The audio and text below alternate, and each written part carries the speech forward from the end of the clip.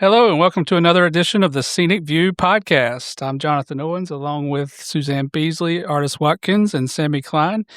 We have a lot to talk about, and we're going to answer some questions from our Facebook viewers, or what do you call Facebook folks? Our Facebook folks. Yeah, that's good enough. It'll be an informative Facebook episode. fans. There you Commenter, go. followers. Yeah. So stay tuned.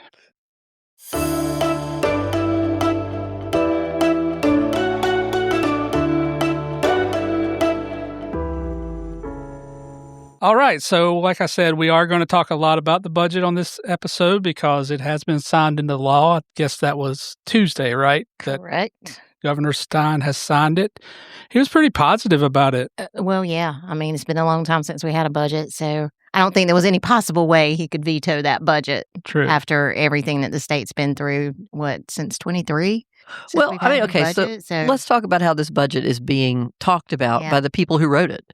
Like, literally on a weekend show, the political weekend show last weekend, the message basically was, hey, it could have been worse. And that is what I feel like is the messaging we're getting as lobbyists from folks is, yeah, I know you're not happy, but it could have been worse. I don't think it could have been. I mean, like, it's almost like they're saying you should accept this because it's the best you're going to get, and could have been worse. That's, I mean, but think about that. If state employees went out there and paved a road and said, oh, I know it's bumpy and the potholes appeared right away, but hey, it could have been worse. It took me 3 years to do it, and you're going to be happy with it. Yeah. In 2 weeks, it could have been worse. But, So I feel like that's not going well. Yeah. With our members, there's no question. No question. There is no love for this budget. And I've had a lot of questions, too, the whopping 3% that's in the budget. Now, keep in mind, state employees didn't get a raise at all last year, so it's 3% this year, which basically breaks down to 1.5%, over the 2-year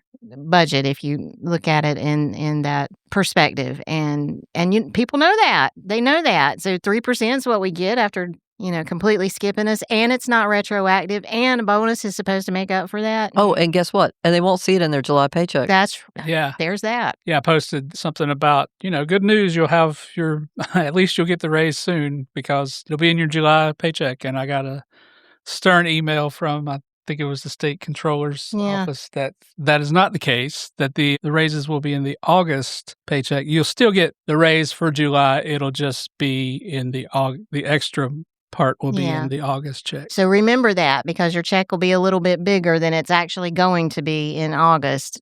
September will look different.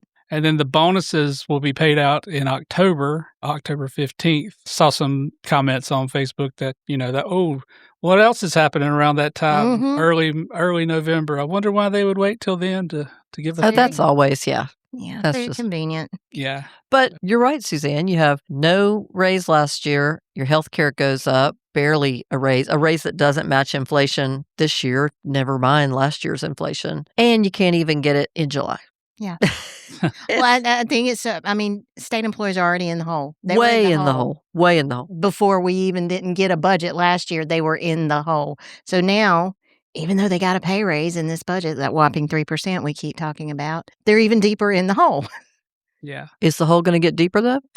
Yeah. I mean, at some point, you're going to toss a rock in it and never hit bottom at the rate we're going. Dive into some of these questions from the Facebook. Several of these were repeated over and over again. Mm-hmm. Suzanne and I have been battling as hard as we could to answer all of them. Thank y'all for commenting. We love to hear. Like I said last week, I contend that we have the most active Facebook page in state politics, and I think it's true. Well, I think we have the angriest constituency in state right now. politics. Yeah. So the first question, you just kind of touched on it, but is it a 3% raise or is it 1.5% this year and 1.5% next year? Yeah, so people have gotten confused, and it has been confusing. It's 3% for this year. Long session starts in January, and that will start the budget process all over again. So, that's important to note, that this budget is only really for the next 6 months, right? I mean... Right. Yeah, it's the first budget passed since 2024. Here we are, about to be time to start talking about it again. But yes, it is a 3% raise right now. This question was a good one. The governor said that inflation has been between 6 and 8%. So shouldn't we get a 6 or 8% raise? Yeah. One would think. Next question. At the very least. So the question that you and I have fielded a few times about probation and parole raises, I think there's a lot of confusion because of the step plan. It would really be just like a 6.5% raise from right. And folks are really upset about this, that the legislative leaders were saying it's a 10.1% raise. But there is a reason for this. There is. And I think everybody, you stop because it sounds good at 10.1% on average. People are missing those two words, on average. So everybody in probation and parole is not getting 10.1%. The step increase is 6.5%. And then there's an average for how many people are in each year, each band of that step pay plan, and that is added to the 6.5%. So in some cases, people will see 10.1%. It depends on what you're making and where you fall within the step pay plan. So it isn't cut and dry, just 10.1% across the board. The step increase is 6.5%, and then wherever you fall within the step plan. There's confusion everywhere. Same thing. We have people from the public schools thought teachers were getting 8%. Yeah. Not every teacher's getting 8%. Yeah. It's that very same thing. So correctional officers and correctional staff, there's a lot of confusion around those raises too. So an average of 15.4% for correctional officers. Now, that doesn't include staff at all correctional facilities. It's just the officers, and there's a lot of heartburn about that. There is. Ever since the step pay plan was implemented for correctional officers 1, 2, and 3, it didn't include sergeants, lieutenants, or admin staff, anybody else who works inside people of a prison. Teaching, Yeah, they aren't in that step plan. It's just for correctional officers. And again, the on average is just like the probation and parole step plan. Not everybody's going to see that. Yeah. Top amount. But yeah, it is unfortunate. It's a huge problem with wage compression. We have wage compression issues anyway. I mean, that's always a thing, but this has just compounded that issue immensely. And you know what? We need a step pay plan for everybody who works in state government, frankly, but everybody who works inside a prison faces the same daily, challenges that there's no segment of employee in a prison that's less important, Well, and at any moment, every one of them is in danger. Right. So that's right. I mean, I think we saw at the Bertie County Detention Center just a few weeks ago that there could be at any moment, Yeah. the whole place can become taken over. And that was a county jail, but that certainly speaks to this is an issue issues, everywhere. Right? So the raises are for correctional officer 1, 2, and 3, plus youth counselor and youth services positions at juvenile justice. And you remember we talked to Billy Lassiter there. Yes. So that may help him some. We sure hope so. Now, sergeants, lieutenants, captains, certified staff will all get the 3% raise. Right. Why isn't there a step payment plan for those folks? It seems like if you're a sergeant or a lieutenant, you're still an officer. It's just never happened? It just never happened. You remember when the tragic murders at Bertie and Pasquotank, that's where some traction was gained for a step pay plan, at least for the correctional officers. And, the talk back then was to expand it. And here we are. Yeah. I mean, right after a tragedy, everybody's ready to do what needs to be done. But I'll tell you, anytime you don't go the whole way and fix the whole problem, it will end up not fixed. And that's the way of the General Assembly. No matter who's in charge, matter what's going on, I'm telling you, if you don't fix it. So this is a group that I think they've been traumatized by budgets of the past. Non-certified school employees. There was a question about, do they get the bonuses? Because I think in the past they've been left out of things like. So we reached out to Fiscal Research and got an answer about these folks' bonuses.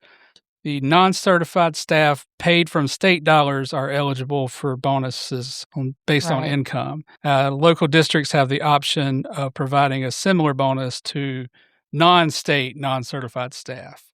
For those paid from local or federal dollars, only school nutrition and custodial staff will receive the bonus. All over the board. Yeah. Feels very picky and choosy. Yeah, of who gets bonus and who doesn't. Well, back in the day, non-certified school employees fell into the state employee bucket of, pay increases, whatever Our line item, agency. right? Yeah, our line item.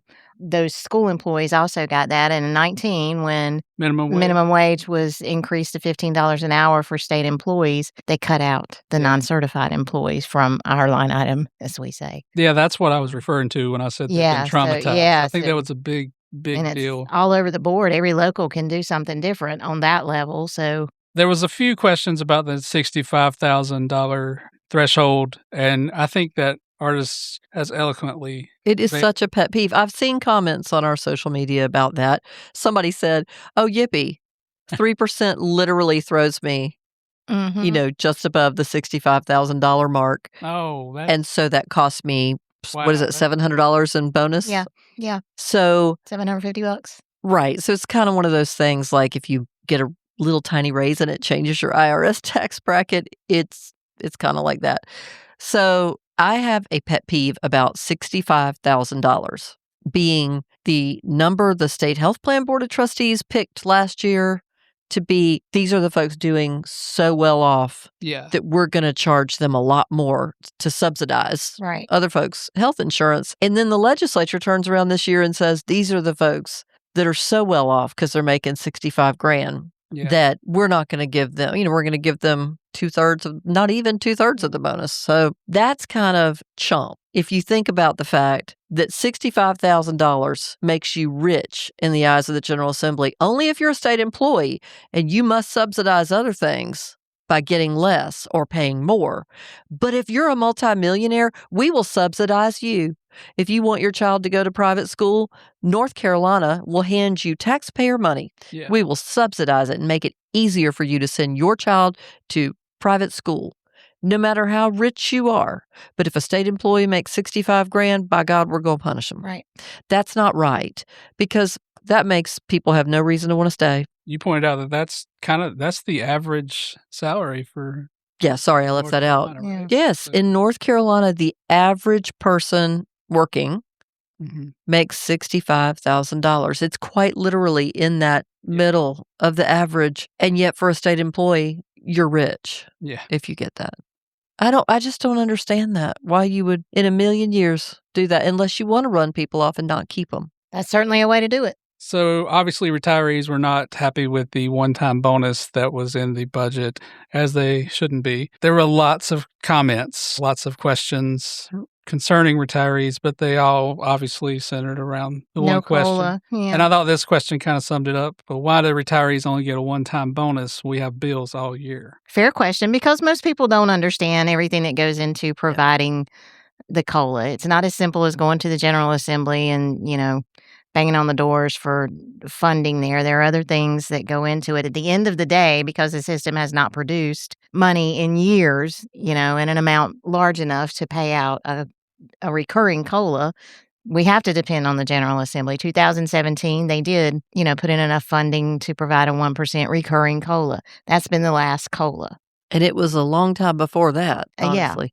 So why do we think that is? We think it's because we have historically, I'm not saying we do now, no one knows. I think it's because historically we paid, as most public pensions do, fees that were way too high. Yeah. And that did not yield the results we would be looking for. Because if we had just put the money in a Vanguard fund, it would have made more gains than we made for decades. Yeah. So that's why we think it is. We can't prove it because a law was passed, late 90s, to keep anybody from seeing that. And then an attorney general's opinion was put out when Richard Moore was treasurer saying, we're going to consider what we pay to investment managers with the pension money, consider that a trade secret. And so it's exempt from the public records law. But it's public money. And not just public money. What really gets me is 6% of your paycheck as a state employee goes into funding that. So it's public money, but it's also really very directly connected to individuals. So I still believe there's a lawsuit there. I saved this question for last. What do we know about the insurance rates for next year?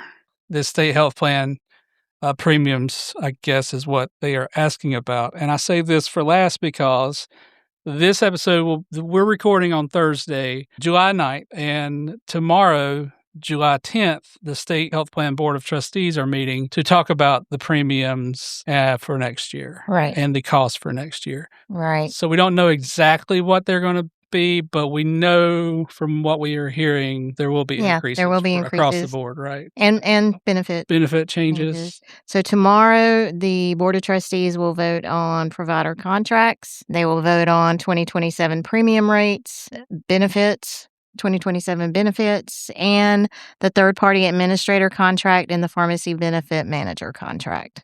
It's a big day tomorrow at the State Health Plan Board of Trustees.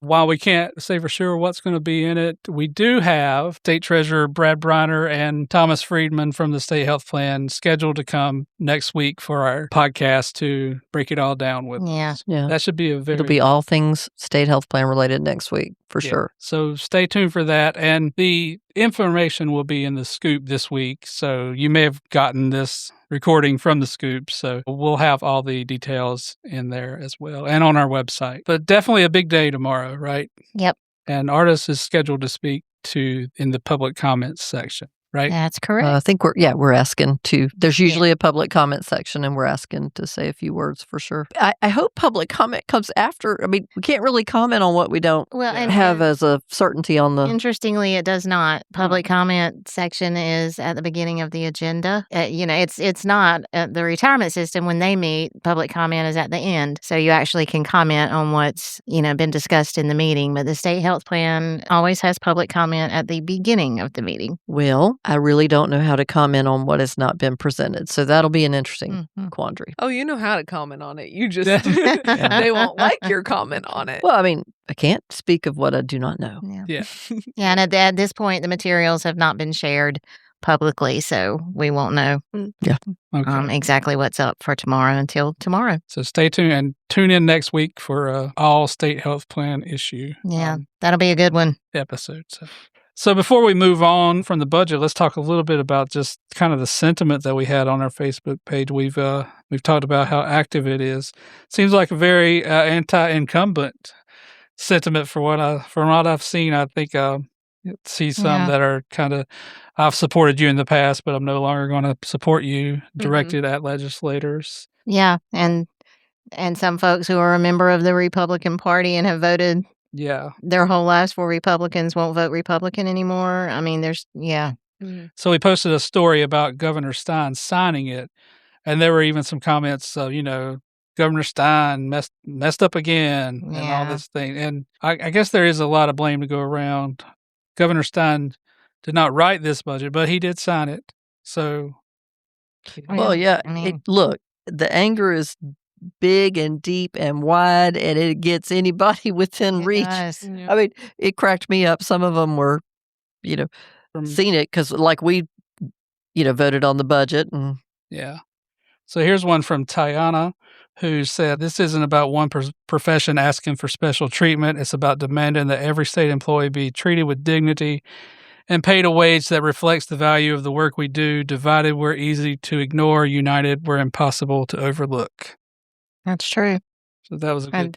And that one got a lot of likes and a lot of heck yeah, Tiana. Well, there's comments too about let's walk out for a couple of days and see what happens. Obviously, we don't encourage that, and state employees are not going to do that. These are not the kind of jobs that you can walk out and go on some kind of protest for. You can't close down a prison for a day to protest. But I hear them. Yeah, and what a slap in the face for every single employee in the state of North Carolina, especially retirees who don't even get a raise. And that was from Mark. This is a joke. Yeah. So one guy said to me, "Hey, Watkins, if the full-time people can't survive on 3%, how can retirees survive on a one-time bonus?" I am in agreement with you, sir. And we even get you must miss about 50% of my messaging. Yeah. But it's cool. About 80. God bless. So, that's a thing, though. We do get comments a lot. They're like, why aren't you giving us raises to us? Yeah. We would totally do that if we could do it. So I think people need to realize that we don't make the laws. They don't. And they have a lot of opinions from what I can see about the $1 billion that was not spent. Yes. Mm-hmm. So maybe we can, instead of the comments about the billion that just pop up in our other threads where somebody just mentions it, why don't we do this? Give everybody the email again for the podcast. And if you have a suggestion for where that billion that's been set aside, what can be done with that? Yeah, that's a good email us, and then we'll share those on a future podcast. If you had $1 billion, what would you do with it for state employees? Well, and it doesn't have to be for state employees or retirees. If you're listening to this and there's something you think needs to be done for the state, let us know. But we want to know where your head's at. It's, what is it, podcast@scenic.org? Yep, podcast@scenic.org. We'll put it in the description of this episode. But yeah, if we read it on air, we might send you some Scenic branded items if we can find it in all the boxes that we have sitting around. But yeah, that's a good idea. What would you do with $1 billion? I'm looking forward to hearing the answers because we have amazingly creative people in state government. Well, it wouldn't be a baseball team, I'll tell you that. It would not be a baseball team.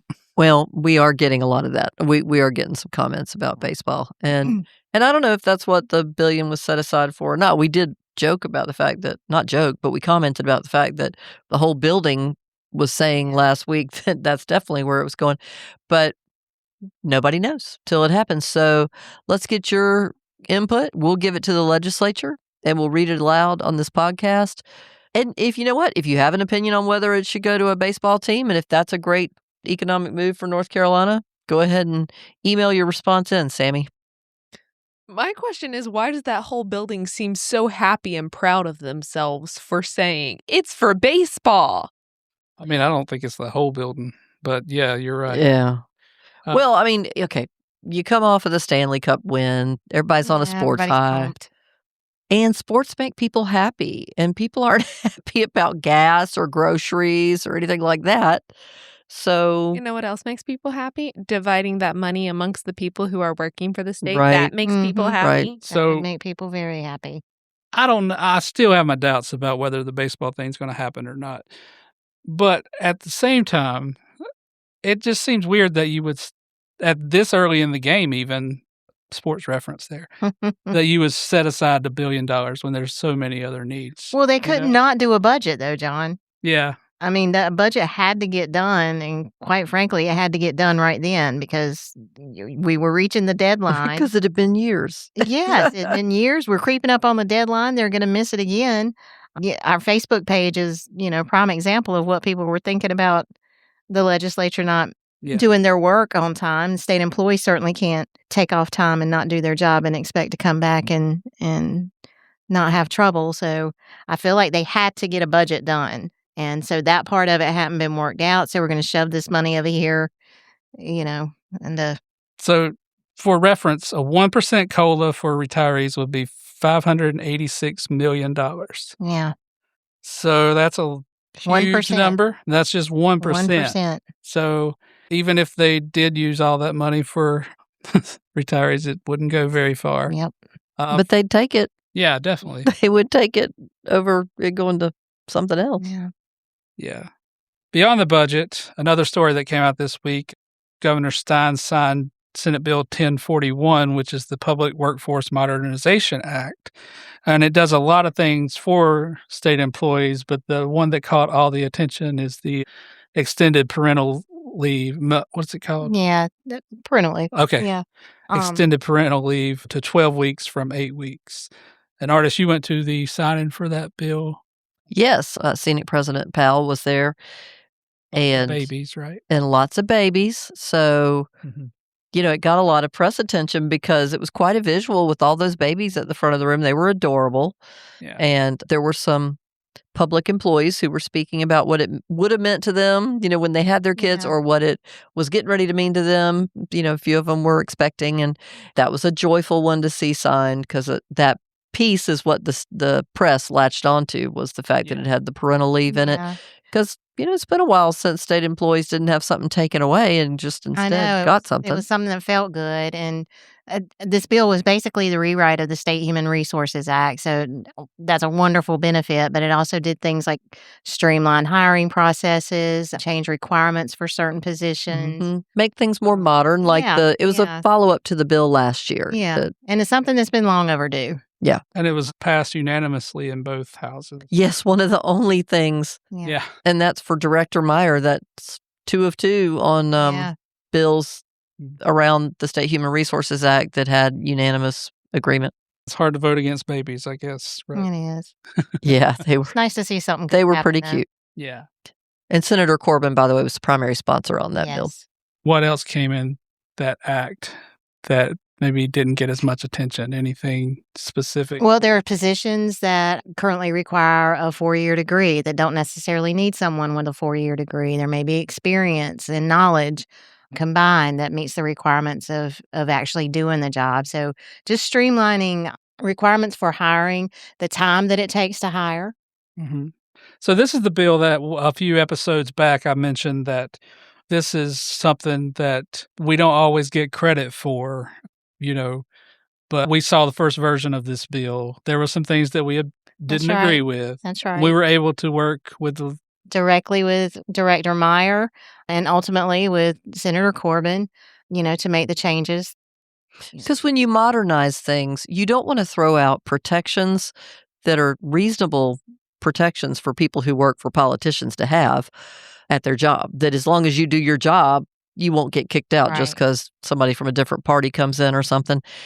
You want to balance that with modernizing it so that we're nimble and we can hire quickly and we can not be bogged down by red tape that's the wrong kind, that's not protecting people.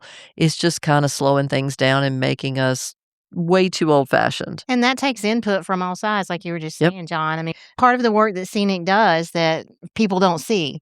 I would say that's a big part of your job. It is. It is. It's not just going on the floor and yelling at things. A lot of it is working on things. It's working on policy. Oh, we work with people more than we don't have to. Yeah.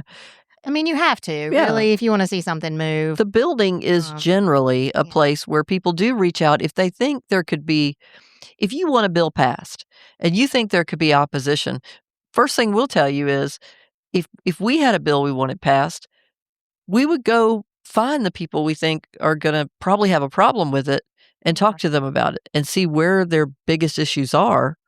And work on those. Yeah, work those out before you get to committee. Yeah. Yeah. And those are things that, people who are on, I don't want to hate on our Facebook followers, but the people who think that we should be they just don't screaming know. from the rafters all the time don't see that that's a huge part of it. I can't blame them. When I worked for state government, I had no idea what Scenic was doing for me. Honestly, I had no clue. I came to work here, got in what we called file cabinets, Sammy, back in the day. They held this thing called paper. And in those file cabinets, I saw so many things Scenic did to keep bad things from happening to me and my benefits, or that they stopped. Mm-hmm. Or I saw some things, I didn't know that. We only had that because Scenic fought for it. Yeah. You just don't have any idea. You have no reason to know. You're doing your job. Yeah. But that's why we're here, is to tell folks. Exactly. Yeah. Well, I think that's about all the news items I have this week. Anything happen in Gen Z world or is that right, Gen Z? Yeah, I'm in Gen Z. Did anything happen in Gen Z world this week? I don't know. Did anything big? Taylor Swift got married. We know this for sure. Yes. Yeah. Yes, it was announced on the Kelsey brothers' social media. Saying that Adam Sandler was their officiant. Oh, wow. Love that for them. They did not do bridesmaids or groomsmen. They had a best man and a man of honor, and that was it. The man of honor was Austin Swift, Taylor's brother, and the best man was Jason Kelsey. Yeah. And it was, I think, close to 1,000 guests at Madison Square Garden. Yeah, so I saw a TikTok with Ryan Fitzpatrick, he's now an NFL commentator, but he was a quarterback, recently. And he knows Travis well. He did get to go to the wedding, and so he was kind of dispelling rumors, and one of them was that her cats carried their rings down the... Oh, good I would love Lord. that. It didn't I would happen. love that. So I'm sorry. Oh. But yeah. We'll see pictures at some point. The Kelsey brothers also posted on their social media today saying that Taylor will post whenever she feels like it. The boys will not be the ones sharing any of the wedding photos. It will be Taylor's call as to they're going to have to edit those Jason Kelsey photos. And she, You know so. You know he had a good time. and she didn't they made everyone sign NDAs, right? From what I understand. I'm not sure about that one. Okay. I'm not sure about that one. May have been a rumor too. If everyone signed NDAs, clearly there's been a lot of broken NDAs already. One other thing, though, he did confirm, Ryan Fitzpatrick, that she did walk down the aisle to a version of Love Story. See, Perfect. So congratulations to those crazy kids, and if they can make it, no one will. That's the truth. Yeah, So happy for them. They're 2 human exclamation points, and it's adorable. Cool beans. What's in with the question of the week? John's wacky weird question of the week. We'll go back to what we were talking about earlier from the budget, since we asked everyone else to tell us what they would do with $1 billion. All right, first off, we'll say, what would you do with $1 billion, period? And then one thing you do for state government and state employees and our issues. Let's go first with the just period. I would obviously buy like a whole section at the Dean Dome for the rest of my life, or whatever it's called, the next iteration of the Dean Dome. I was going to say it's not even going to be where we play soon, right? I would buy a skybox in our brand new arena. So that would probably take all my money, I'd probably be broke. That might be it, John. I would pay my bills off first. That would be my first thing to do. We'll come back on the state government thing. Okay, but you go first with the... So personally, I take care of my family. No one in my family would have to worry about money anymore. Homes would be paid for. Cars would be paid for. The girls would have college funds. Nice. Set up. Yeah, I'd take care of my family. You got to do something crazy, though. Buy a beach house. There you go. That's not crazy. Retire. That's still not crazy. That's so boring. I object. Boring, she was boring. Well, you can come visit me at my beach house. I will. I won't be bored. Well, you'll want to come visit me because lay it out. In my scenario, you're not going to see me again. You're going to Scotland. I'm moving to Scotland. Probably could buy a little island or something. Oh, yeah. And I'm going to run puffin tours. Oh, yeah. That's it. I'm going to be with the puffins all the puffins have been a big deal this last month. This is their month. Oh. But aren't they in Ireland right now? Well, I think they're in Ireland a lot of the time. They're only in Scotland during parts of the year. This is that part of the year. Nice. Yeah. The puffins are on the move. They're doing their thing. You could buy a puffin. You could buy like a sanctuary. Buy a puffin. Have a puffin sanctuary. There you go. You cannot own a puffin. They are freedom. Yeah. You could be like the Joe Exotic of puffins. All right. What about you, Sammy? I've always thought about what it would be like to win the lottery. And I think for me, the first thing I would do is pay for myself to go to grad school in Italy. Ooh, cool. Where in Italy? Milan. For what? Milan Fashion Institute. Oh, Get well, a there you go. Fashion, branding, communications degree. Nice. Be the first person in my direct family to get a master's degree. Get yourself a little house in Lake Como. That's a short drive. Get a From house Milan. on the Amalfi Coast. Lake Como's way better. Then buy a house and a car in America. Give my parents some money. Give my brother some money. So I want to say something to you, Sammy. Yeah. You don't need $1 billion to do that. I'm never going to be able to afford a house. I don't know what you're talking about. To go back to the Milan place. Like, you could do that now. You don't have, like... Do it. I'm sure I could, but $1 billion would make it much easier. You wouldn't even need to do that, though. You could open your own fashion line, and I don't know. I've actually looked into that program a lot. You need to do it. I think you should. While you're young. It'd be amazing. Please do. Yeah. Do it for us. We got to live through you. So live in Italy for I a left year something out. Oh, okay. The budget. The state budget is going to somehow pertain to my dream of what I would do with the $1 billion. That was part of the question, right? No, that's okay. It's going to be different. One of the things the budget did was cut $1 million from Dolly Parton's Imagination Library. You know what? Taylor Swift made up for that and donated $2 million right before she got married. All right. But that's what I was going to say. Part of what I would do with my $1 billion is put that $1 million back. Because Dolly Parton, y'all. Come on. In fact, if I got $1 billion, what I should do with it is just give it to Dolly Parton because she seems to know how to make things better. Which around budget her. are you talking about? The state budget? State budget took $1 million from the Dolly Parton Where Imagination is this library Library. in North Carolina? It's in a technical correction, actually. Where is that?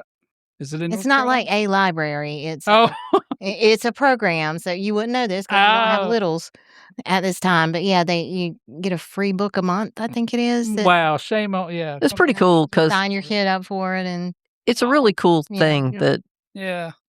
you know, and it's Dolly. Yeah, thank you.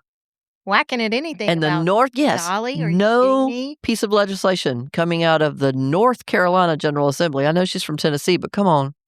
I kind of think that qualifies. She's from East Tennessee. That's just about us. She's an American treasure. You should not do anything to mess with what Dolly's doing. Amen. I kind of think that will qualify for the second part of the question, though. All right. I'm going to pander to the retirees, but I do think that they are very much hurting, and that money would go a long way to help them. I don't know exactly where in what program, but I would want money to go towards mental health resources. Yeah.